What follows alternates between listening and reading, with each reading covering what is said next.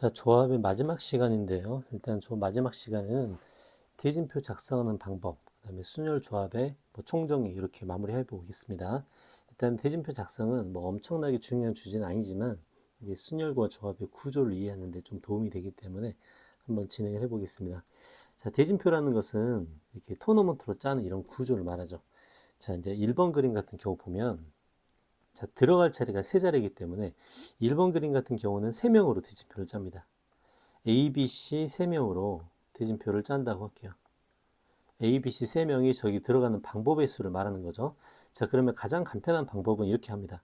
자, 먼저 이 큰 줄기를 보는 거예요. 위쪽에서. 이 왼쪽 줄기와 오른쪽 줄기가 있습니다. 자, 그러면 왼쪽 줄기와 오른쪽 줄기에 들어갈 사람들을 뽑는다고 한번 생각을 해볼게요. 그럼 3명 중에서 2명을 왼쪽 줄기로 보냅니다. 자, 그러면 나머지 1명은 당연히 오른쪽 줄기로 가겠죠. 자, 그러면 이렇게 들어갔다면 이 왼쪽 줄기 속에는 AC로 이렇게 들어가던가 아니면 CA로 들어갈 거예요. 자, 근데 대진표 성격상 AC나 CA는 같은 결과죠. 그래서 왼쪽에 저렇게 2명이 들어가면 이미 하나의 대진표가 완성된다고 볼 수 있습니다. 자, 그러면 가장 편하게 3명 중에서 2명을 뽑아서 저기 2명의 왼쪽 부분에 보낸다라고 보면 되겠죠. 그러면 전체 대진표가 한 번에 완성됩니다. 자, 그래서 3명 중에 2명을 고르기만 하면 대진표가 완성되는구나 이렇게 생각을 할 수 있죠. 자, 그러면 이제 두 번째 관점 볼게요.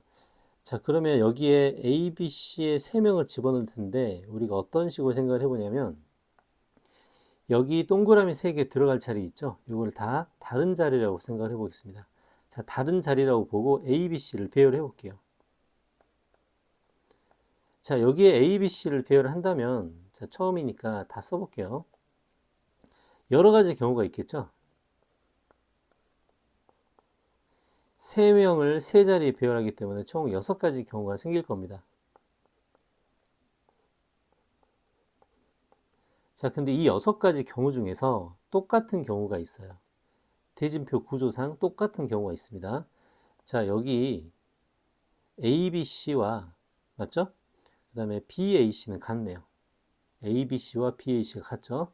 그 다음에 또 A, C, B와 뭐가 같죠? C, A, B가 같습니다. 자, 마지막으로 B, C, A와 C, B, A는 같죠?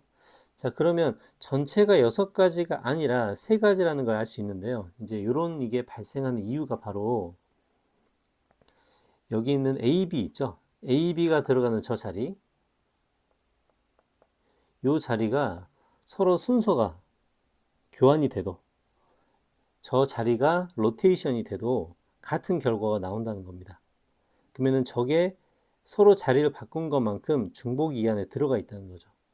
그래서 이렇게 쓸 수도 있지만 일렬로 나열한다는 관점에서 보면 중복을 피하기 위해서 이렇게 나눠준다. 두 개의 자리가 서로 자리를 바꾼 것만큼 같은 경우가 들어있다. 이렇게 볼 수 있겠죠. 그래서 조합으로 사용할 수도 있고 순열로도 사용할 수 있습니다. 자, 두 가지 관점을 다 알아야 됩니다. 2번 대진표 볼게요. 자, 2번 대진표는 왼쪽으로 2명, 그죠? 오른쪽으로 2명을 보내겠습니다. 만약에 여기에 A, D를 보낸다면 여기는 B, C가 되겠죠. 자, 그럼 생각을 해보면 이렇게 왼쪽, 오른쪽으로 보내기만 하면 자동으로 대진표가 완성된다고 할 수 있습니다. 자, 그러면 왼쪽에 AD를 보내야 되는가? 왼쪽에 BC를 보내도 되죠. 오른쪽에는 AB가 올 겁니다. 자, 요게 뭐랑 같냐면 이전에 분할이라고 했죠. 분할. 조의 이름이 없는 분할. 두 개가 로테이션이 돼도 같은 결과겠죠. 그래서 4개에서 2개를 뽑기만 하면 되는데 AD를 뽑으나 BC를 뽑으나 똑같은 결과죠. 조의 이름이 없죠. 1조, 2조 이런 개념이 아니라 2개로 그냥 구분한다는 뜻입니다. 그래서 우리 분할에서 2개의 덩어리를 자리를 바꾼 것만큼 나눠줬죠. 그래서 이렇게 해도 대진표가 나옵니다. 자, 그럼 두 번째 관점으로 이 4자리를 일렬로 배열한다고 해볼게요. 자, 일렬로 배열해서 이렇게 한번 집어넣겠습니다. 자, 근데 요거랑 같은 경우가 몇 가지가 생기는가가 관건이겠죠. 먼저 일렬로 배열을 하고 저거랑 중복되는 경우를 나눠주는 방법을 쓸 거예요. 자, 그럼 뭐랑 중복되는가? BA가 자리를 바꾸는 거. BA가 자리를 바꾸는 거. 얘가 중복입니다. 그렇죠?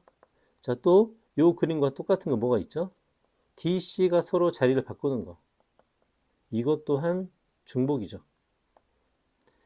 즉, 4팩토리얼은 일렬로 배열한다고 생각을 하는 건데 AB의 로테이션과 CD의 로테이션 이게 지금 요 안에 들어 있습니다. 그렇죠? 아, 그래서 저 중복을 사라지게 만들어줘야 되는 거구나. 이제 이게 관점이에요. 이해 가죠? 자, 그럼 요걸 사라지게 만들려면 2팩, 2팩을 해줘야겠죠? 여기다가 2팩, 여기다 2팩 이렇게 해줍니다.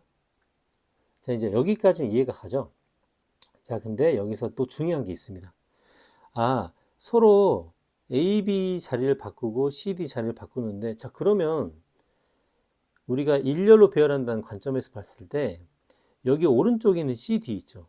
CD가 왼쪽으로 오면 안 되나? 왼쪽에 있는 AB가 오른쪽으로 가면 안 되나? 자, 볼게요. 그럼 맨 첫 번째 대진표를 볼게요. 맨 첫 번째 대진표와 요거 있죠, 요거. 요 두 개가 서로 같은 결과죠. 같은 결과죠. 아, 그래서 왼쪽 덩어리와 오른쪽 덩어리를 교차하는 것도 같은 경우구나. 이걸 알 수 있습니다. 그래서 이걸 한 번 더, 이 팩토리얼을 한 번 더 써주는 거예요. 자, 정리해 볼게요. A, B, C, D를 배열하는 것 중에 똑같은 게 몇 개인가? 그러면 A, B를 자리 바꾸는 거 하나, C, D를 자리 바꾸는 거 하나, 그 다음에 A, B의 이 위치와 C, D의 위치를 서로 자리를 바꾸는 거 하나, 이렇게 2로 나눠주는 작업이 3번이 필요합니다. 자, 이제 왜 이렇게 되는지 머릿속으로 잘 그림을 그려봐야 돼요.